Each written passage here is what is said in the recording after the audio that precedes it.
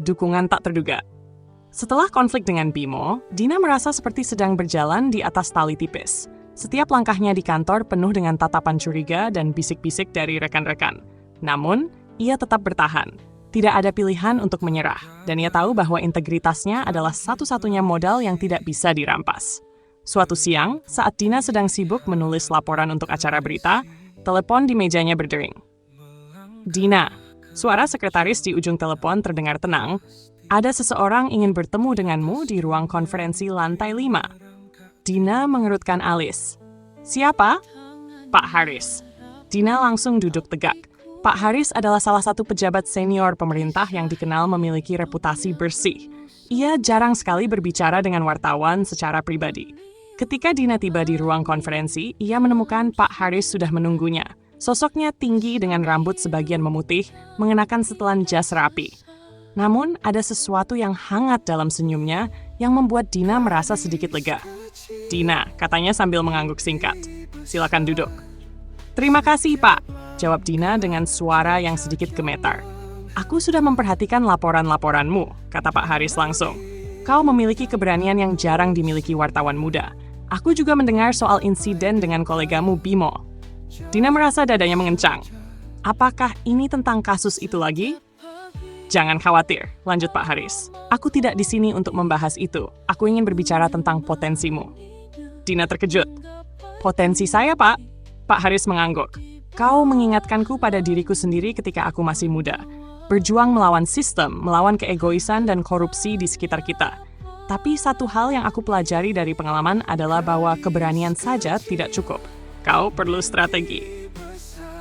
Selama hampir 1 jam, Pak Haris berbicara tentang bagaimana sistem media dan politik seringkali saling terkait. Ia menjelaskan bagaimana wartawan yang berdedikasi bisa menjadi agen perubahan, tetapi hanya jika mereka tahu cara memainkan permainan tanpa kehilangan jati diri mereka. Aku tidak bisa menjadi mentormu secara terang-terangan, katanya. Pekerjaan ini penuh dengan risiko, dan ada banyak mata yang mengawasi. Tapi aku bisa membimbingmu dari belakang layar. Dina tidak tahu harus berkata apa. Ini adalah tawaran yang tidak pernah ia bayangkan.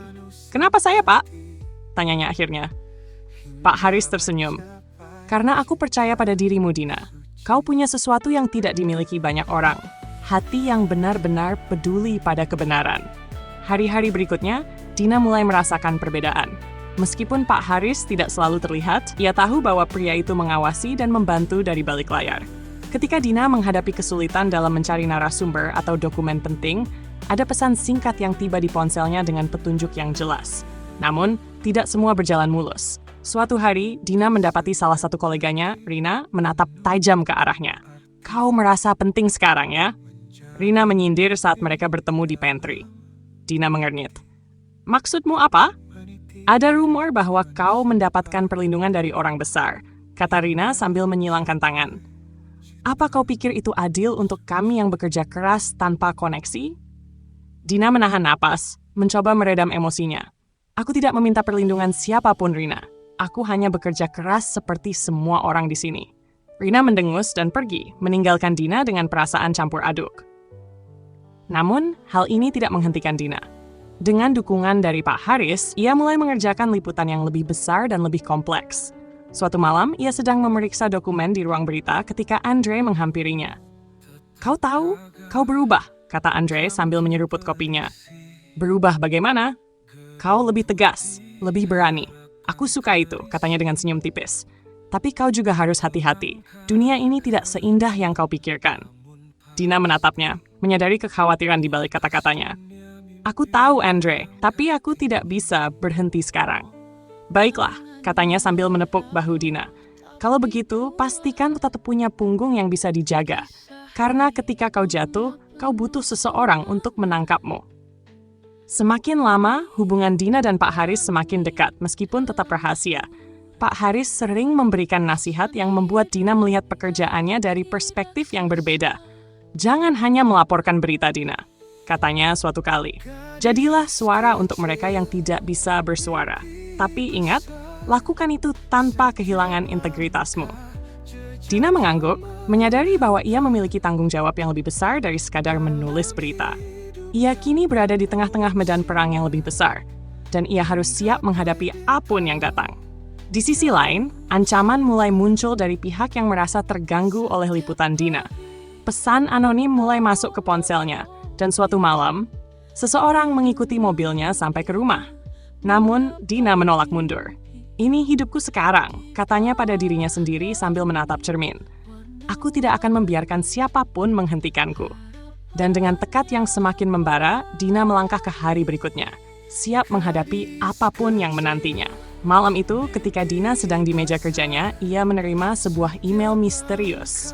Tidak ada pengirim yang jelas, hanya nama akun anonim dan subjek bertuliskan, "Buka mata, Dina." Isi email itu membuat bulu kuduknya meremang. Tidak semua teman adalah teman. Jangan percaya siapapun, bahkan mereka yang kau pikir di pihakmu. Ingat, setiap langkahmu diawasi. Dina menatap layar komputer dengan napas memburu. Siapa yang mengirim ini? Pesan anonim itu terasa seperti peringatan sekaligus ancaman. Di tengah kebingungannya, ponselnya berdering. "Itu Andre." "Dina?" Suaranya terdengar tegang. "Kau harus keluar dari kantor sekarang juga." Dina langsung berdiri. "Kenapa? Apa yang terjadi?"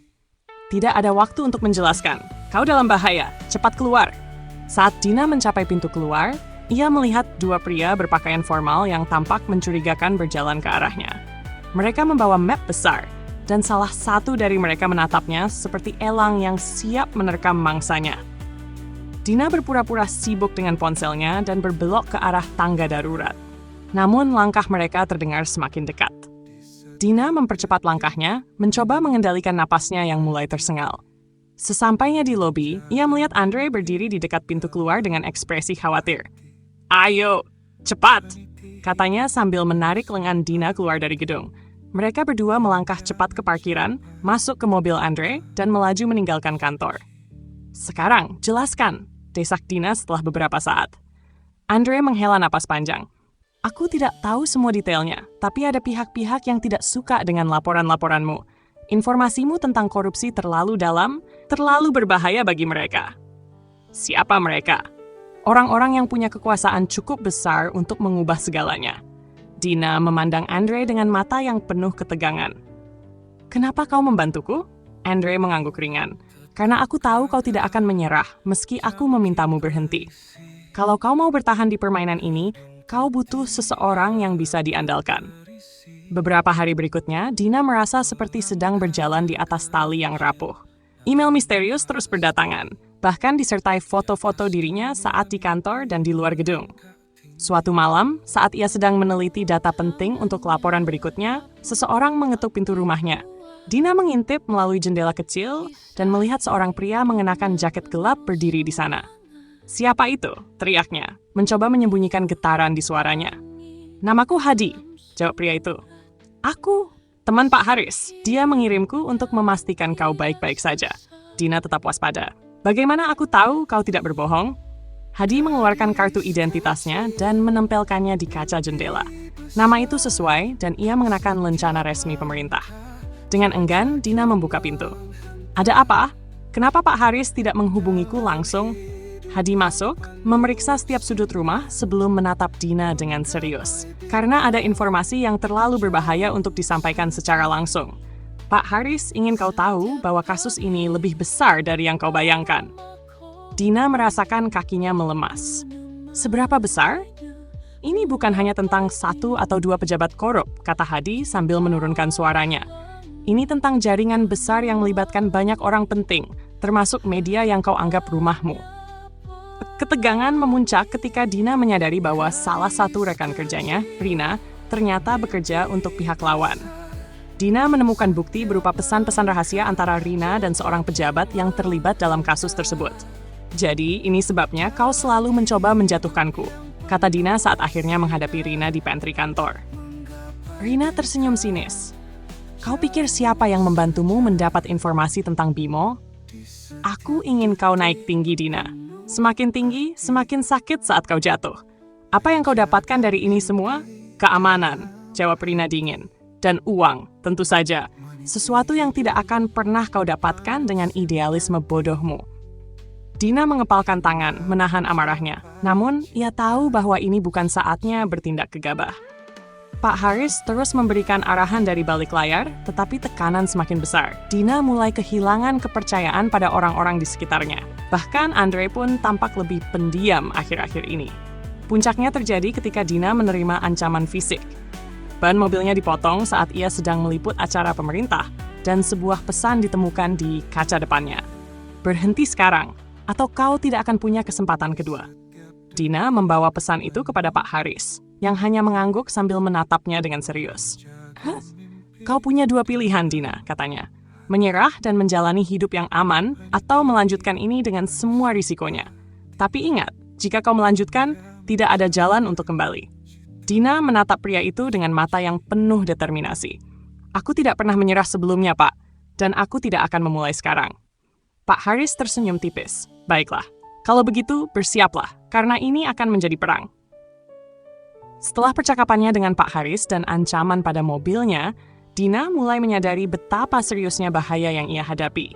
Ia merasa seperti sedang berjalan di atas api, tetapi ketegangan justru membuat adrenalinnya memuncak. Ia tahu bahwa kebenaran lebih besar dari rasa takut. Keesokan harinya, Dina menerima sebuah amplop tanpa nama di meja kerjanya. Amplop itu berisi peta dengan sebuah lokasi di luar kota dilingkari tinta merah, serta pesan pendek. Jam 8 malam. Datang sendiri. Bawa semua bukti yang kau miliki. Dina menatap peta itu dengan ragu. Ini pasti jebakan, gumamnya. Namun, nalurinya juga mengatakan bahwa ini bisa menjadi kesempatan untuk mendapatkan informasi yang lebih besar. Ia menelepon Andre. "Andre, aku butuh bantuan," katanya langsung tanpa basa-basi. Andre menghela napas. "Apalagi sekarang, Dina? Aku harus ke tempat ini," katanya sambil mengirim foto peta melalui pesan singkat. "Aku butuh seseorang yang mengawasi dari jauh. Kalau terjadi sesuatu, kau harus segera bertindak." Andre diam sejenak sebelum menjawab. "Kau tahu ini berbahaya, kan? Mereka tidak main-main, Dina." "Aku tidak punya pilihan," jawabnya tegas. "Ini kesempatan untuk membuka semuanya." Pada malam yang telah ditentukan, Dina mengemudi menuju lokasi misterius itu. Sebuah gudang tua di pinggiran kota, jauh dari keramaian. Langit mendung, hanya diterangi cahaya bulan yang samar. Dina menyalakan rekaman suara di ponselnya, berjaga-jaga jika sesuatu terjadi. Saat ia masuk ke dalam, udara dingin langsung menyergap. Seorang pria berdiri di tengah ruangan, mengenakan jaket kulit hitam. Wajahnya setengah tersembunyi oleh bayangan. "Dina Rahma, wartawan muda yang tak tahu kapan harus berhenti," kata pria itu dengan suara berat. "Siapa kau?" tanya Dina, mencoba tetap tenang meskipun jantungnya berdegup kencang. "Bukan siapa-siapa, hanya seseorang yang tahu terlalu banyak." Pria itu menyerahkan sebuah flash drive kepada Dina. "Di sini ada semua bukti yang kau butuhkan.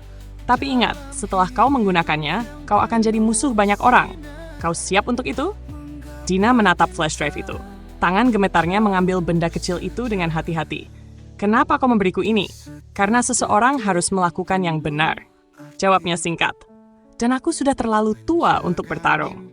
Namun, sebelum Dina sempat bertanya lebih lanjut, suara mesin mobil mendekat dari luar. Pria itu langsung menyuruhnya bersembunyi. "Cepat pergi lewat pintu belakang," bisiknya tajam. Dina tidak sempat berpikir panjang. Ia berlari keluar melalui pintu belakang gudang, menyelinap di antara bayangan. Dari tempat persembunyiannya, ia mendengar suara beberapa pria berbicara keras. "Di mana dia? Kita tahu dia ada di sini." Pria yang memberikan flash drive itu berbicara dengan tenang. "Aku tidak tahu siapa yang kalian cari. Aku hanya seorang pria tua di gudang ini." Dina merasakan ketegangan itu dari kejauhan. Ia ingin kembali dan membantu, tetapi tahu itu hanya akan memperburuk situasi. Dengan berat hati, ia terus berlari menuju mobilnya. Beberapa jam kemudian, Dina kembali ke rumah dengan napas tersengal. Ia memasukkan flash drive itu ke laptopnya, dan apa yang ia temukan membuatnya tercengang. Ada rekaman audio, video, dan dokumen yang mengungkap detail korupsi besar-besaran, melibatkan nama-nama yang jauh lebih besar dari yang ia bayangkan. Para politisi, pengusaha, bahkan beberapa anggota penegak hukum. Dina menutup laptopnya dengan tangan gemetar.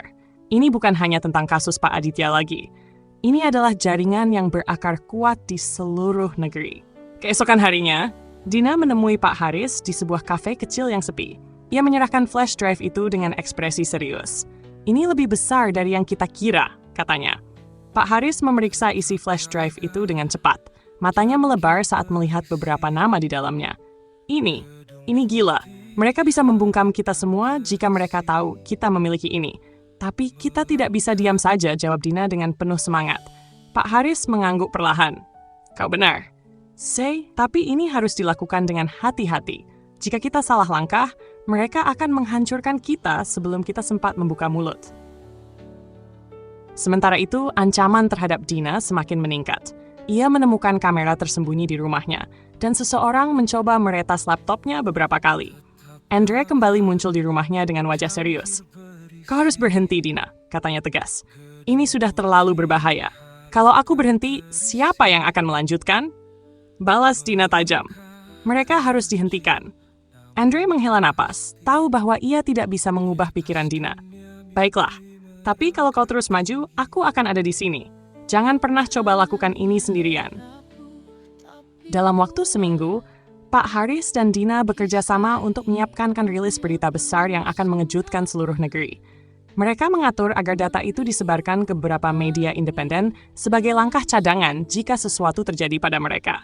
Pada malam yang telah direncanakan, laporan itu akhirnya dirilis. Berita itu langsung menjadi viral, menghancurkan reputasi beberapa tokoh besar yang terlibat. Polisi melakukan penangkapan besar-besaran, termasuk terhadap sejumlah pejabat lainnya. Namun, perjuangan Dina belum selesai. Ia tahu bahwa ini hanya awal dari sesuatu yang lebih besar.